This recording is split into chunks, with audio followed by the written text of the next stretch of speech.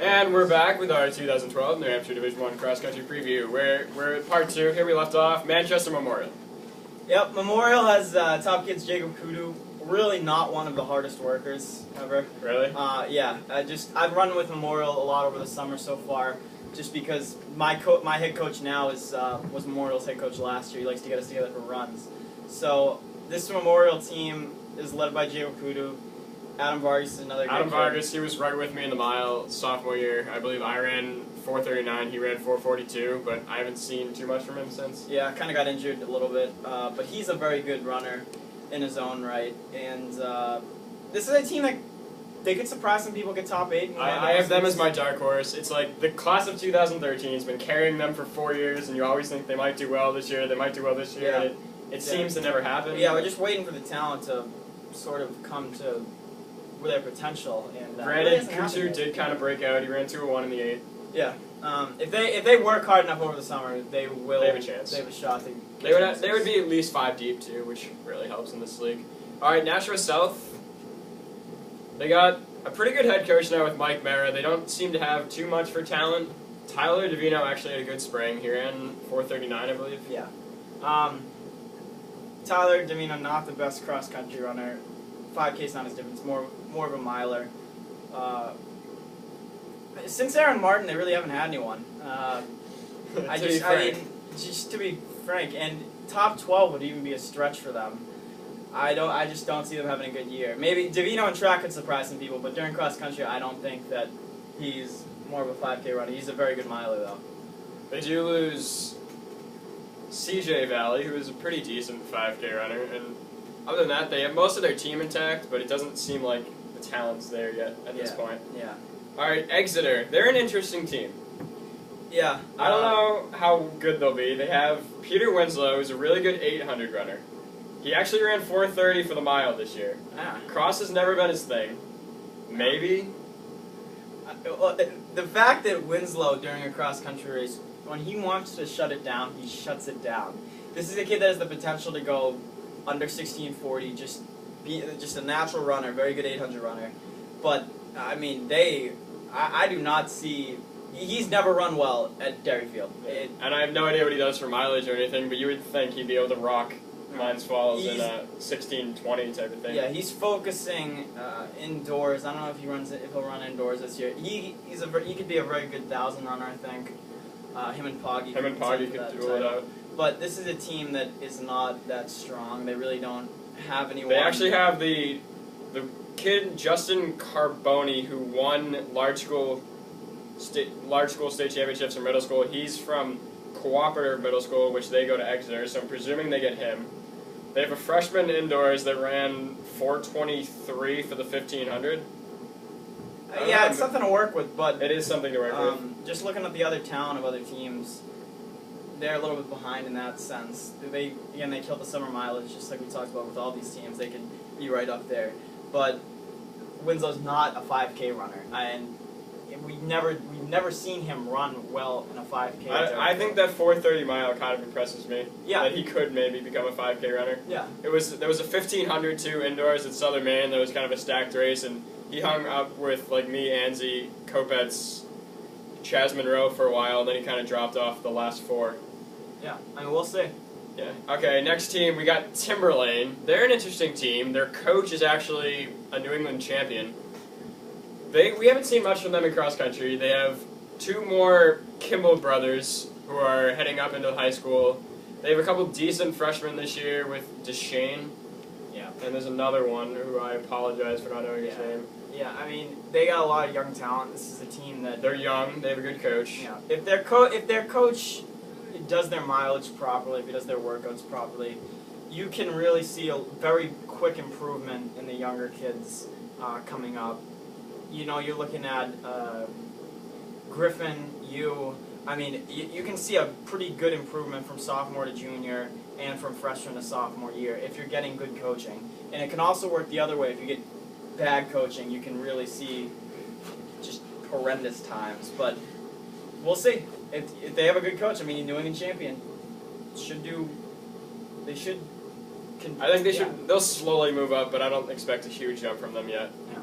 All right, the last 2 teams, we have Manchester West. who they never seem to be a cross-country team or a track team. No. Maybe good football, soccer school, but cross-country really doesn't seem to be their thing. They do return Scott Hill, who will be a senior. He ran 18:25 on Dairy Field last year. Maybe a sub-18 performance from him. Other than that, it doesn't look like they'll be getting out of the basement anytime soon. Yeah, I mean, these are two teams that just are not. They just don't have enough talent to do well. Sort of not in the running for, I think, top 15, really. They're just going to be there for a while until they get good talent. But, yeah, Spalding has excellent sprinters. You know, you're looking at for track, Spalding's got very good sprinters. But I think for them... Spalding had one runner last year who was actually pretty quality. He ran about 17:30 on our course. He is going to New England College to run. Other than that, I don't think Spalding would have any substantial name on their team. No, I mean, they just not a lot of talent, and when you don't have talent, all the training in the world does not matter because you need to have a baseline talent to get to where you want to be, and I just don't see these guys coming out of the cellar anytime soon. All right, so that's the 19 teams in Division One. The way we see it this year, there's kind of with Winnicott, Pinkerton, and Bedford. There's kind of 3 teams up there that look to be fighting for the title. There's a whole slew of teams with the potential to be in that 4th or 8th spot, and that's what kind of they'll be aiming for. And then there's kind of the bottom teams who doesn't look like media champs is a realistic goal for this year. We're going to talk about the individual crown this year. First, we're going to talk about D1, and then we'll quickly slide it over to MOCs. So there seems to be a big 3, if you want to say, with myself, Griffin Gagnon, and BJ Smith. Other than that, do you see anyone in the hunt for the title? Dan D'Amato, maybe. No, I mean, these 3 are pretty much head and shoulders above everyone else. BJ, I'd have to put as the favorite right now. I would have to agree with BJ as a favorite. This kid's a tremendous 2-miler, and 2-mile does translate to track. To cross-country. To cross-country, excuse me.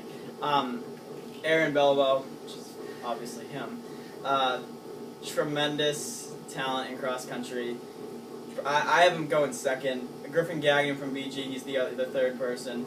Griffin's a phenomenal runner too, don't get me wrong. It just seems the big races he doesn't seem to have. Has had a tendency during big races to mentally just lose it.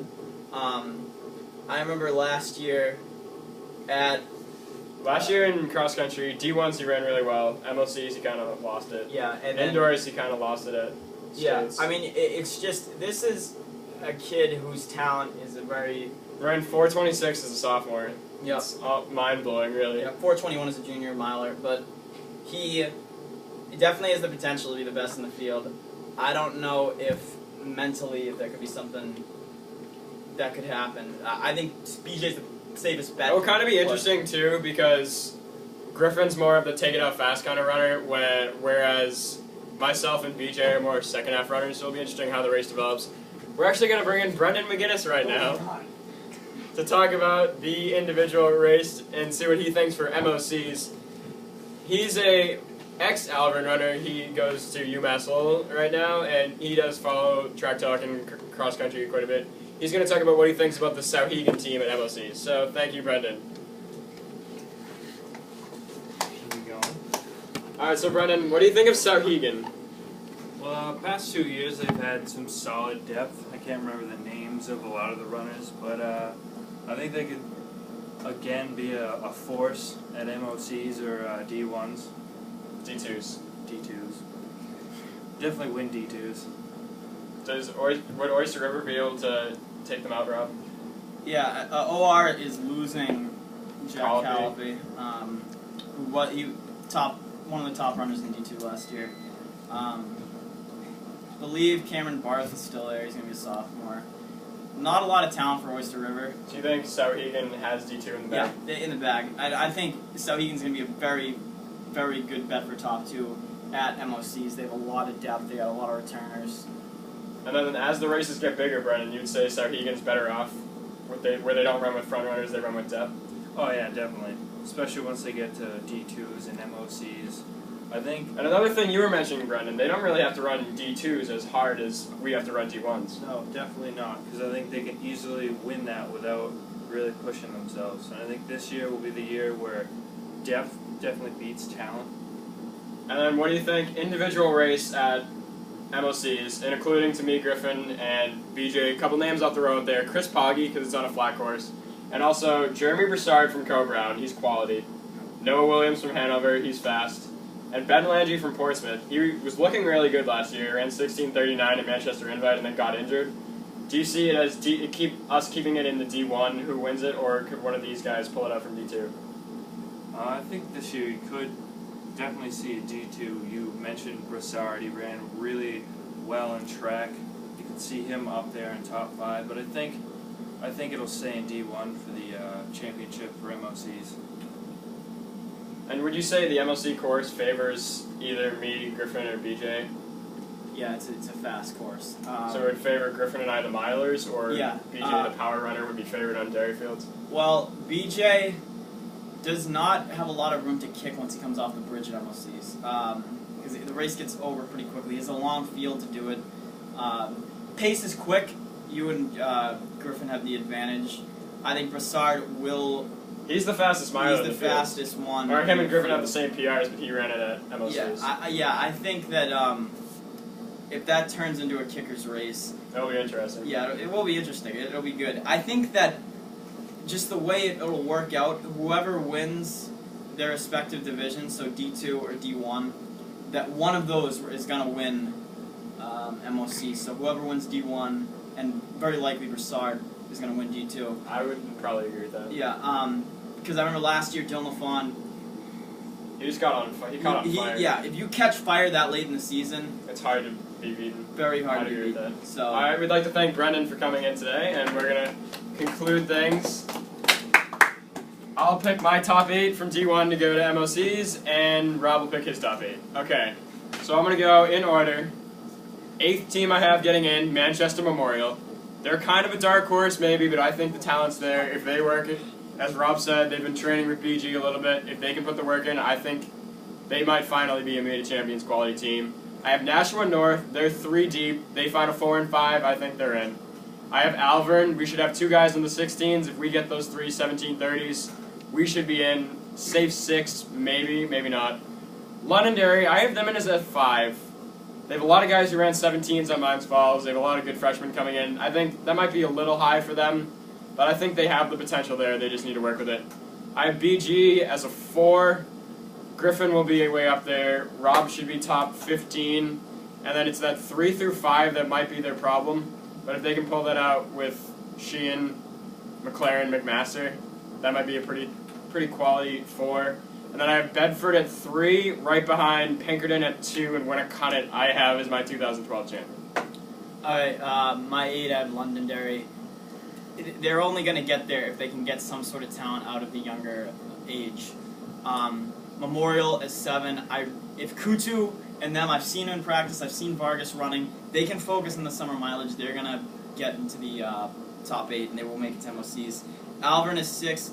You have a front runner like Aaron running the race, and you have some solid depth in the back. I know Cody Ross, is he academically ineligible? He's academically ineligible. Okay, yeah, I know that's a big loss for them. That would be their number 2, 3-ish. But they have some good talent in the back 3, 4, 5. That should help. Keene is 5. D'Amato, excellent number 1. They got an 800 runner, Cody Fry, that is sub 2 minutes. So they should have something to work with there. I think that'll surprise some people. BG is 4. Myself and Griffin should be top 15. Easy. Griffin should contend for top 3. So you get 2 front runners like that you're already starting off with an advantage. Bedford is 3. The depth, very good. Winnicott is 2. I just have a weird feeling picking them to win it. I don't know why. I just do not think that... I think something's going to happen. Something always happens. Last year was Pinkerton at D1s. Londonderry at MLC. Something's going to happen. And for the first time since 1996, Pinkerton will win Division 1. I think they'll finally put it together. It's really a anything can happen kind of sport, and we're going to have to wait until late October to see. If you've watched this whole thing, we'd really like to thank you for hanging in there. We'll see you all on the course.